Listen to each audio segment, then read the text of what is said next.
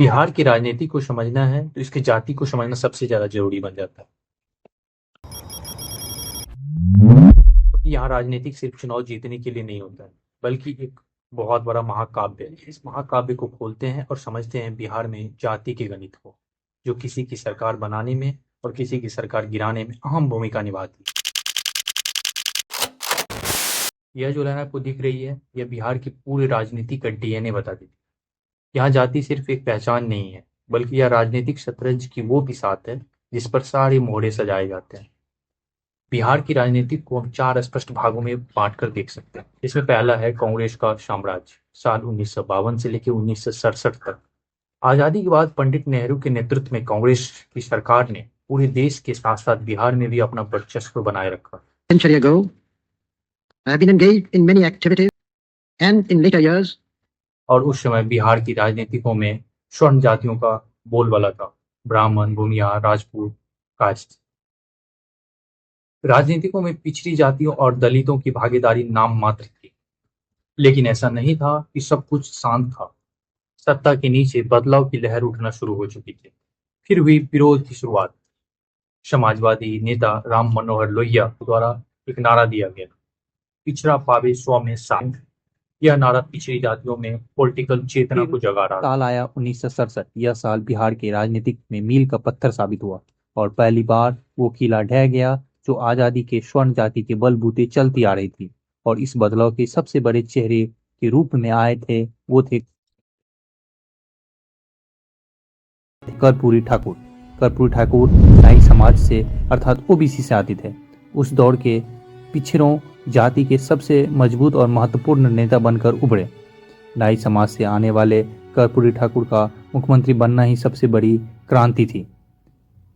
फिर यूं ही साल गुजरता गया। साल आया 1978। कर्पूरी ठाकुर ने ऐसा फैसला लिया जिसने पूरे बिहार की राजनीति को बदल कर रख दिया।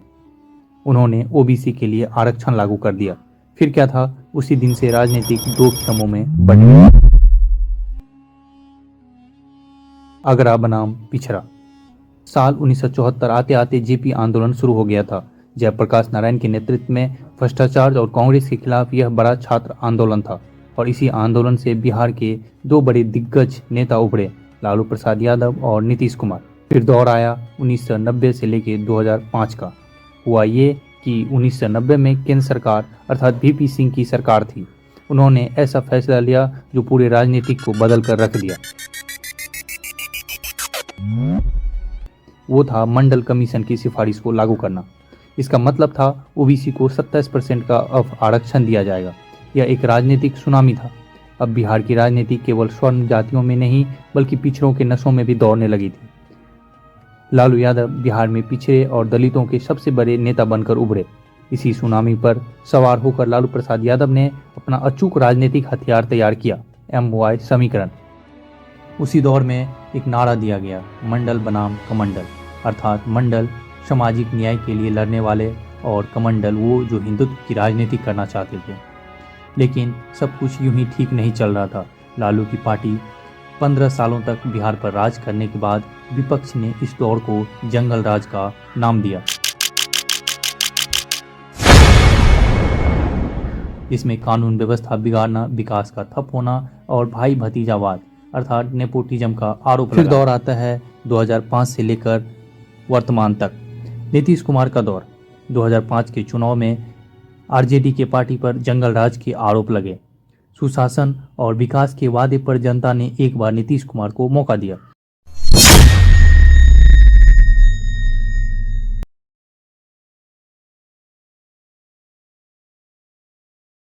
नीतीश कुमार का एक नया सूत्र था। उन्होंने लालू के MY समीकरणों को तोड़ने का काम किया।